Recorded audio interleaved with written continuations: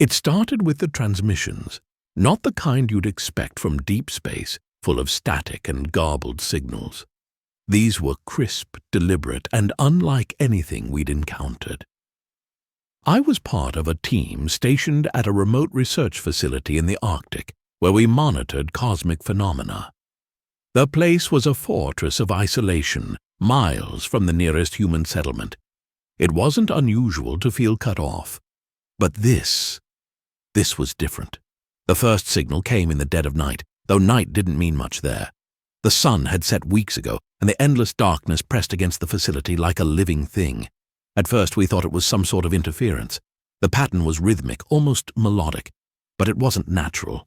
It wasn't random, either. One of the linguists, a guy named Reynolds, said it felt like language. I didn't know what he meant, but the way he said it made my skin crawl. We logged it, analyzed it, and eventually dismissed it. That's what we did with most anomalies. Catalog them, file them away, and move on. But then it came back. Louder. Clearer. And this time, it wasn't alone. I was on shift when it happened. The lab was quiet except for the hum of the equipment, and I was staring at the monitor, trying to ignore the ache in my temples from too much caffeine. Then the signal returned, followed by another, and another. It was as if something out there knew we were listening. Reynolds wasn't the same after that. He started mumbling things under his breath, phrases I couldn't make sense of. He said the signals were trying to tell us something, but the way he looked at me when he said it, it wasn't curiosity, it was fear. I told myself he was just tired, maybe even paranoid. We all were. But deep down, I felt it too, like a weight I couldn't shake off. Things got worse when the signals started interfering with our equipment. At first, it was minor, glitches in the data, errors that could be chalked up to faulty hardware. But then, one night, the lights dimmed. Not all at once, just this slow creeping fade that made the shadows in the corners stretch and deepen. The emergency systems kicked in, but it felt like a warning, like we were being watched. That's when we decided to send out a response. It was a calculated risk, one we debated for hours. What if we were inviting something we couldn't understand? What if we were opening a door we couldn't close, but the need to know outweighed the fear? We crafted a simple message, a series of pings meant to mimic the patterns in the signals. We sent it out and waited. I wish we hadn't. The response came almost instantly. It wasn't a signal this time. It was visual. The main monitor lit up with an image that didn't make sense.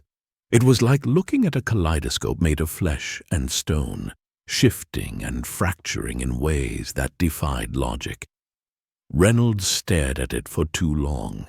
His nose started bleeding, and he collapsed. I pulled him away, but the image stayed burned into my mind like an afterimage of something I wasn't supposed to see. We shut down the system, but it didn't stop. The signals didn't need our equipment anymore. They were in the walls, in the air, vibrating through the very structure of the facility. We couldn't escape it, no matter where we went. And then we started hearing voices. Not in the usual sense.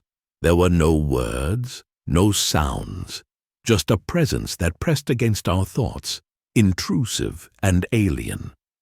I tried to convince myself it was all in my head, that isolation was playing tricks on us. But when I looked at the others, I saw the same realization dawning in their eyes. We weren't alone out here. Something was reaching out, and it wasn't human. The day after the image appeared, Reynolds wouldn't speak. He just sat in the corner of the common room, his face pale, and his eyes darting to the walls like he was waiting for something to crawl out of them. I'd never seen someone that scared. It wasn't the kind of fear that makes you scream or run. It was worse. It was the kind of fear that pins you in place because you know there's no escape. We tried to focus on our work, running diagnostics, triple-checking the data. anything to distract ourselves. But the signals didn't let us. They started shifting, growing more complex. At times, they sounded like music, discordant, unnatural music that seemed to come from everywhere at once. Other times it was like they were trying to mimic voices, though none of them sounded right. The tones were too sharp, the rhythms too deliberate, like someone pretending to be human but not quite getting it. One night, after hours of this unrelenting noise, our lead scientist, Dr. Ellis, snapped. She stood up in the middle of the control room and started shouting at the air. "What do you want?" she screamed, her voice breaking. "Just tell us what you want!" And then it stopped. The signals, the vibrations, the strange hum in the walls, it all went silent. For a moment, we thought maybe that was it. Maybe we'd scared it off, whatever it was. But the silence didn't feel like relief. It felt like the air just got heavier, like something had taken notice of us for the first time. That night, I couldn't sleep. I kept staring at the ceiling in my bunk, listening to the nothingness, waiting for it to change. At some point, I must have drifted off because I woke up to a sound I couldn't place. It wasn't loud, more like a soft tapping, irregular and faint. I sat up, trying to pinpoint where it was coming from. It sounded like it was coming from the vents. I wasn't the only one who heard it. In the morning, others mentioned it too. Ellis tried to brush it off, said it was just the wind, but there was no wind that deep inside the facility. And it wasn't just the tapping. Things were off. Equipment we'd powered down would be running again in the morning. Doors we'd locked would be slightly ajar. At first we blamed each other, but it didn't take long to realize no one was doing this. Reynolds was the first to say it. "It's inside!" His voice was barely above a whisper, but we all heard him. No one argued, no one wanted to admit it, but we all felt it. Whatever we'd contacted wasn't just out there anymore. It was here, with us. Ellis ordered a full lockdown, though I wasn't sure what good that would do. It wasn't like we could leave anyway. The nearest outpost was hundreds of miles away, and the weather made it impossible to travel. We were trapped, and we all knew it. But we went through the motions, sealing doors, disabling unnecessary systems, huddling together in the main control room like it would make a difference. That's when the shadows started moving.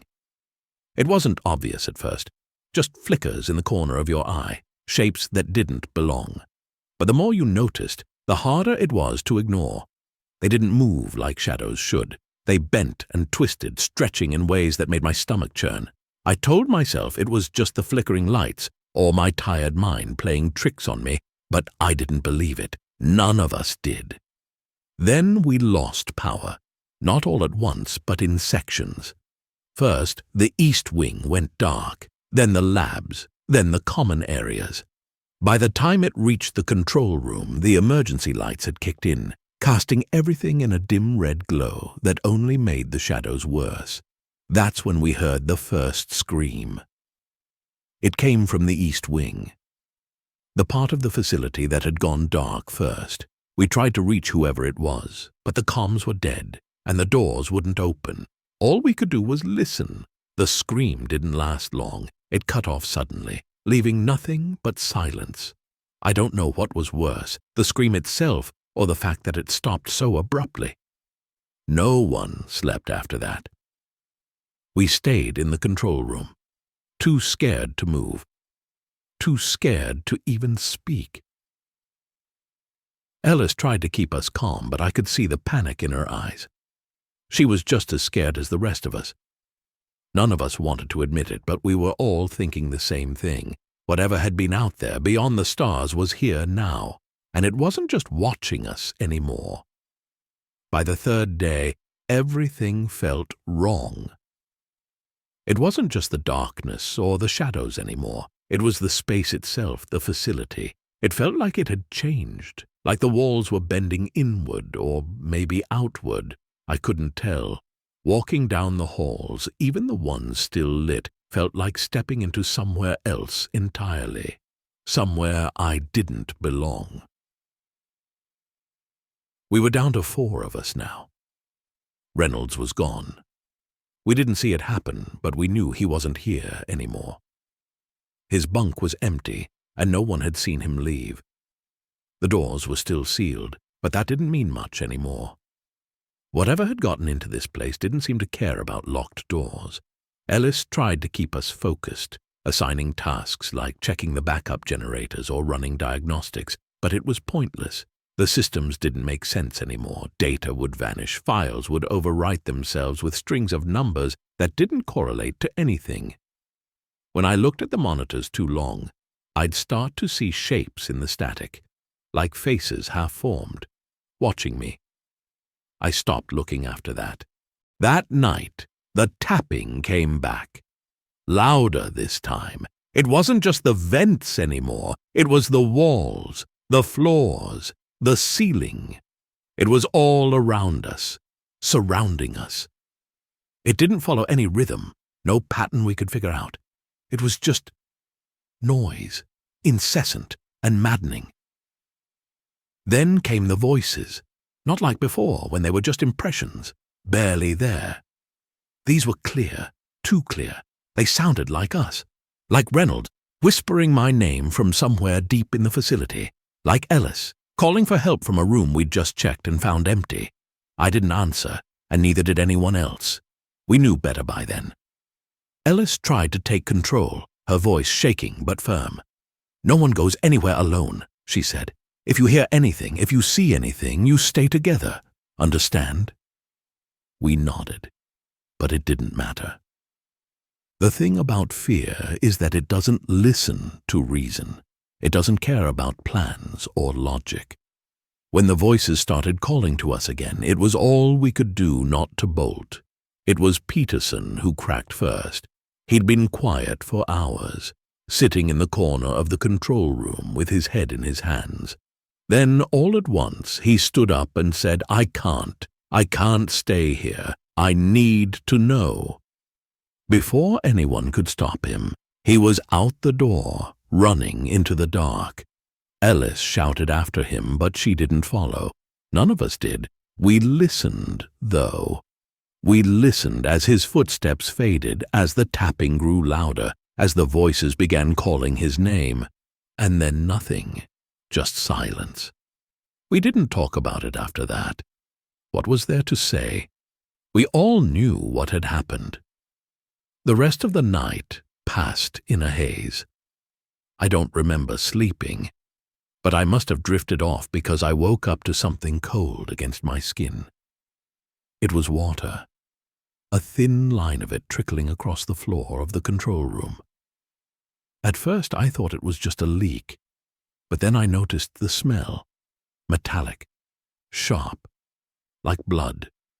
I followed the trail to where it disappeared into the dark, but I didn't get far. The tapping started again, louder than ever, and I froze. Ellis grabbed my arm and pulled me back. "Don't," she said, her voice low but urgent. "Whatever it is, it wants you to follow." I didn't argue. I didn't want to know what was out there, not anymore. But the water, or whatever it was, kept coming. It wasn't long before the floor was slick with it, pooling in the corners, seeping under doors. The smell got worse, so strong it made my eyes water. That's when we saw the writing. It wasn't there before, but now it covered the walls of the control room, etched into the metal like it had always been there. Symbols, spirals, shapes I couldn't understand but felt in my bones. They hurt to look at, like they were crawling under my skin, burning their way into my brain. Ellis tried to decipher them, mumbling to herself as she traced the lines with shaking hands. "It's not a language," she said. "It's a command." I didn't ask what she meant. I didn't want to know. By now, there was no pretending. The facility wasn't ours anymore. It belonged to whatever we had contacted, and we were just there, left to observe, to endure. The walls seemed to hum faintly, not like a machine, but like something alive. The air itself felt charged, as if every breath I took wasn't mine to take. The light, what little was left, felt wrong too, like it bent in places it shouldn't, creating shadows where there was nothing to cast them. Ellis didn't sleep anymore. None of us did, really, but she seemed especially driven, pacing the control room and muttering under her breath about patterns and messages. She kept staring at the symbols on the walls, as if she could force them to make sense through sheer willpower. I didn't have the heart or the courage to tell her it wouldn't matter. We weren't solving this. Whatever this was, it was so far beyond us that trying to understand it felt like ants trying to comprehend the concept of a skyscraper. That night, we heard it for the first time. Not the tapping, not the voices, but something else. A sound low and deep, like the earth itself groaning under an impossible weight. It came in waves, distant at first, then closer and closer still, until it felt like it was coming from beneath us. We all froze, listening, waiting for the next wave, but instead of another sound, the floor beneath us shuddered. It wasn't violent, not an earthquake or anything like that. It was subtle, almost gentle, like something massive, shifting its weight. Peterson's words echoed in my mind. It's inside. The tremor passed, but none of us moved for a long time. Finally, Ellis whispered, "It's trying to tell us something." "Tell us what?" I asked, though I wasn't sure I wanted the answer. She didn't respond. Instead, she turned back to the symbols on the wall, tracing them with her fingers like she could feel their meaning if she just touched them long enough. I watched her for a while, but then I couldn't anymore. Something about the way her hands moved didn't look right, like they weren't entirely her hands anymore. The water, or whatever it was, kept rising. By morning it was ankle deep, and the metallic smell was overpowering. It wasn't just water anymore either, it was thicker, darker, leaving strange stains on our boots and clothes. Ellis took a sample, trying to analyze it with what little equipment still worked, but the results made no sense. It wasn't blood, wasn't oil, wasn't anything that should exist. "Maybe it's part of it," she said, her voice almost reverent. "A piece of whatever's out there, or whatever's here now." I didn't respond. What could I say? It wasn't just the substance that unnerved me. It was the way it moved. When you weren't looking directly at it, it seemed to ripple, almost like it was breathing. By the end of the day, the water had reached the lower control panels, sparking and hissing whenever it made contact with the wires.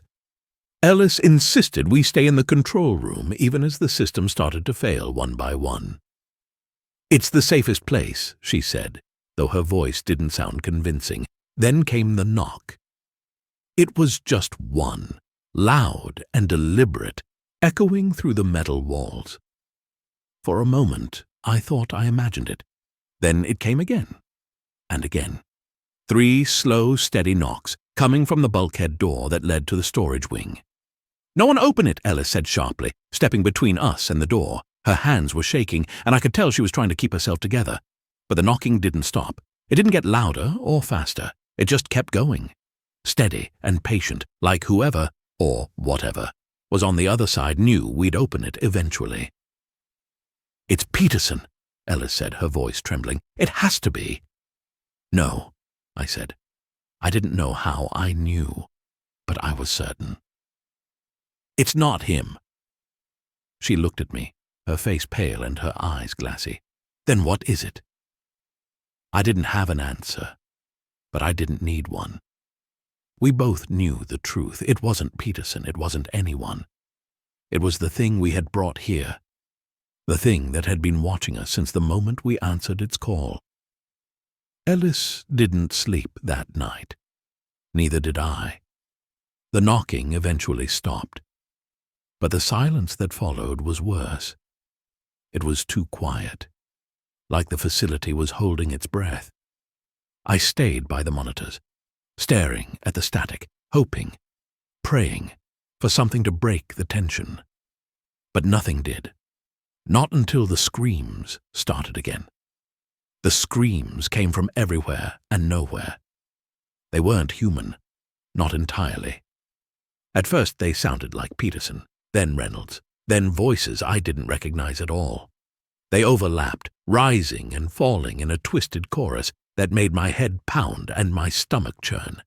It felt like the walls were amplifying them, like the entire facility was alive and screaming along with them. Ellis stood frozen, her hands clamped over her ears, her lips moving as if she were praying, or trying to. I didn't think anyone else could hear the words, but I caught fragments. Not real. It's not real. She was wrong. It was as real as the rising water pooling around our feet, as real as the strange pulsing hum that seemed to vibrate through the air. And then, just as suddenly as it started, the screaming stopped. I didn't realize I'd been holding my breath until the silence hit me like a slap. It wasn't a relief. It was suffocating, heavier than the air itself. The hum grew louder, lower, deeper. I could feel it in my chest, in my teeth. Ellis broke the silence, her voice barely above a whisper. "It's moving." "What's moving?" I asked, but I wasn't sure I wanted the answer. She didn't look at me. Her eyes were locked on the bulkhead door where the knocking had come from. The metal surface rippled, not visibly, but you could feel it, like the entire structure was bending inward. I stepped back, and the water lapped at my boots, warmer than it should have been. I wanted to run, to get as far away as possible, but there was nowhere to go. The facility wasn't just a place anymore. It was part of it. Then the lights flickered just once, and the door groaned, a deep, agonized sound that sent shivers down my spine. For a moment I thought it was going to open, but it didn't. Instead, the water surged forward, spilling into the room in waves, like something had displaced it from the other side. Ellis stumbled back, her eyes wide, her breath coming in short, panicked gasps. "We're in it," she whispered. "We're inside its system." Her words made no sense, but the terror in her voice was unmistakable. I tried to steady myself, to think, but the water kept rising. It wasn't water anymore, at least not entirely. It was thicker now, almost gelatinous, and it clung to my skin, burning faintly. "Ellis, what do we do?" I asked, my voice cracking. She didn't answer. Instead, she walked toward the center of the room where the water was deepest and stared down into it like she could see something beneath the surface. Her expression changed, first confusion, then recognition, then horror. "They're watching us," she said. "Who?" I asked, but I already knew the answer. She looked up at me, her face pale, her eyes unfocused. "Not who. What? It's all of them."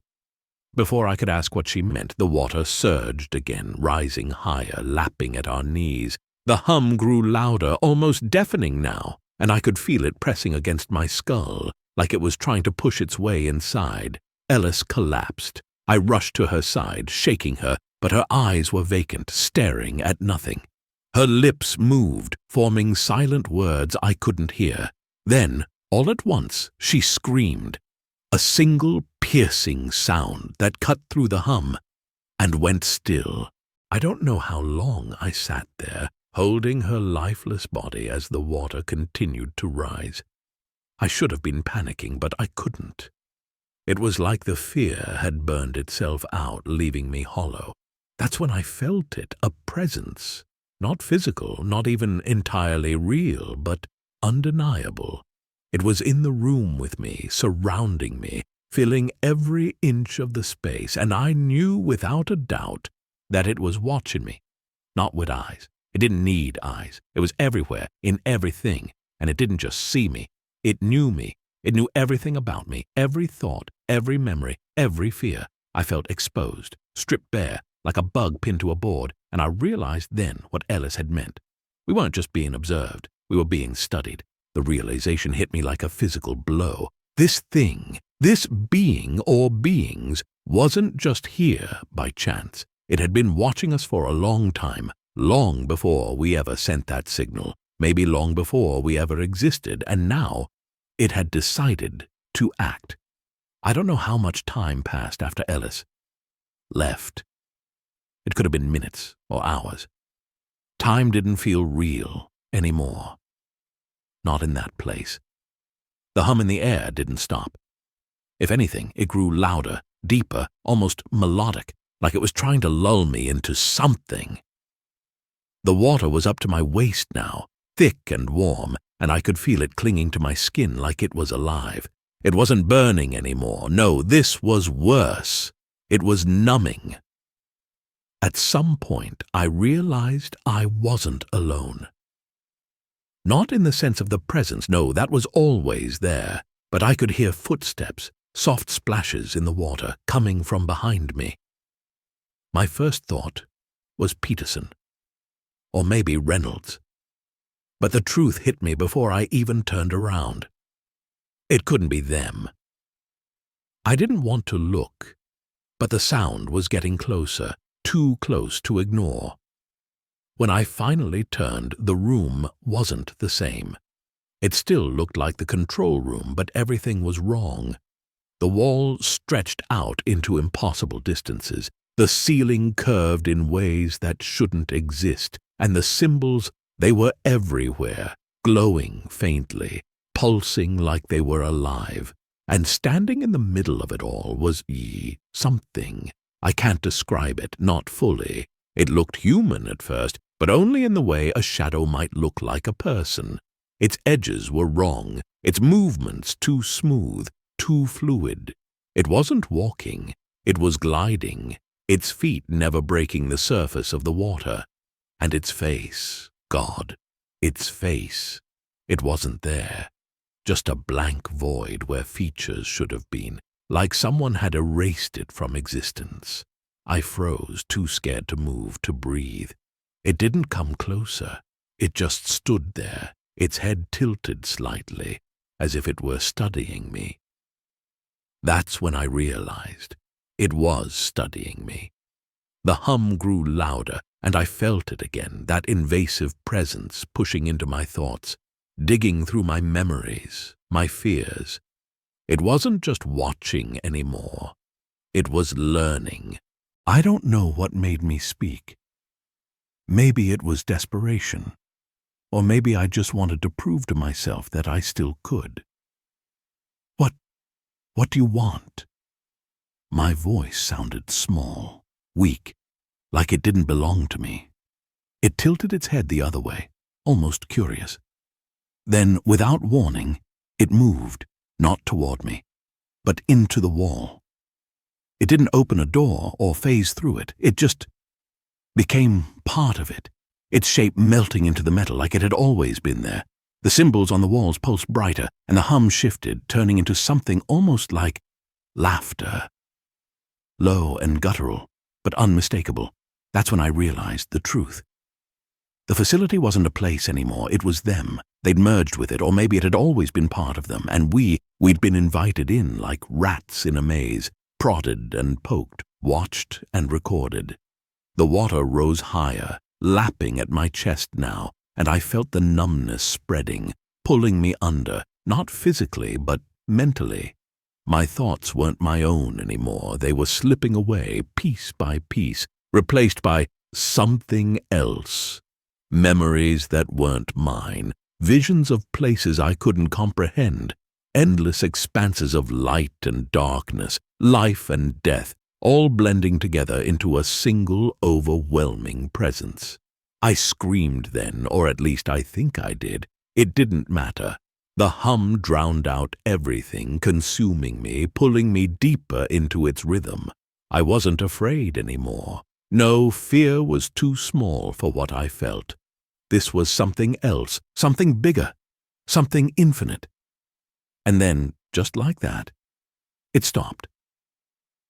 I woke up in the snow, miles from the facility. The cold bit into my skin, sharp and real, and for a moment I thought it had all been a dream. But when I looked up, I saw it. The facility was gone, replaced by a gaping hole in the ice, black and endless. The sky above it churned with strange lights, spirals and patterns that burned themselves into my vision. I don't know how long I stood there staring into that abyss, long enough to realize it was staring back. I was found days later, barely alive, raving about things I couldn't explain. They didn't believe me, of course. They said the facility had been destroyed in a freak accident, that there were no signs of the others, no evidence of what I'd seen. But I know the truth. We weren't the first, and we won't be the last. Whatever they are, they're still out there, watching, waiting. And maybe that's all we are to them, an experiment, a passing curiosity, a field of test subjects for beings beyond time. And maybe, just maybe, we should have left them alone.